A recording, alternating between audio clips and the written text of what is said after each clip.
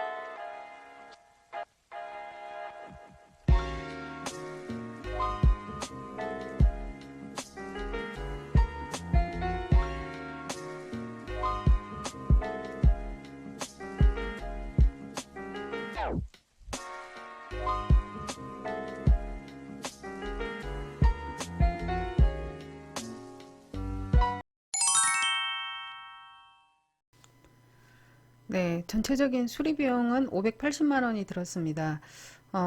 가장 크게 들어간 비용은 거실에 있는 샤시를 교체를 했습니다. 단열적인 문제가 생겨가지고, 그 동안에는 외창이라서 좀 많이 추웠던 모양입니다. 그래서 결로 현상도 심했고, 그래서 이제 단열 차원에서 샤시 교체를 했는데 그게 가장 크게 들어간 비용 200만 원이고요. 나머지는 뭐 도배장판 한 뭐 115만 원 정도, 그리고 부분적으로 이제 누수하고 뭐 밑에 이제 난방, 바닥 난방이 조금 이제 보수해야 될 부분이 있어서 한 60만 원, 이 정도 이렇게 들어갔고요. 나머지는 그냥 조금씩 이렇게 들어갔습니다. 그리고 부분적으로 제가 이제 셀프 수리했던 부분이 이보드 쪽이 있고요. 이렇게 해가지고 전체적으로 한 580만 원이 이 공사 비용이 들어갔습니다. 네, 얼마 전에 전세 계약을 했습니다. 그래서 9,500에 계약을 했는데요. 저희가 낙찰가가 6,600 정도의 낙찰을 받았으니까 뭐 그냥 이렇게 가격만 봐도 충분히 플러스 P가 나왔다는 것을 예측할 수가 있는데 다시 한번 정산을 한번 해보도록 하겠습니다. 네, 최종 정산을 한번 해보도록 하겠습니다. 낙찰가 6,600만 원, 수리비 580만 원, 전세 계약 9,500만 원. 따라서 약 플러스 2천만 원 정도가 더 생기는 구조가 되었습니다. 이게 이제 경매의 매력이지 않나 싶습니다. 이 물건은 처음부터 매도보다는 호재가 앞으로 2, 3년 정도 후부터 본격적으로 생기는 부분이 있어서 전세 계약을 생각해서 처음부터 그렇게 생각을 했던 부분이고, 향후 호재의 진척에 따라 재개발이나 재건축 가능성이 더 있기 때문에 그렇게 생각을 했던 물건이기도 합니다. 가끔 수강생분이나 뭐 이런 메일로 질문을 많이 하는 부분이 아직도 소액으로 경매나 부동산을 할 수 있을까요? 라고 하는 질문을 많이 받습니다. 저는 당연히 이제 경험치가 있기 때문에 예스라고 대답을 할 수 있지만 여러분들은 또 어떻게 생각을 하고 계시는지 모르겠네요. 조금 더 부지런하게 움직이시고 생각하시고 공부하시면 충분히 이것보다 더 괜찮은 물건들이 많이 있습니다.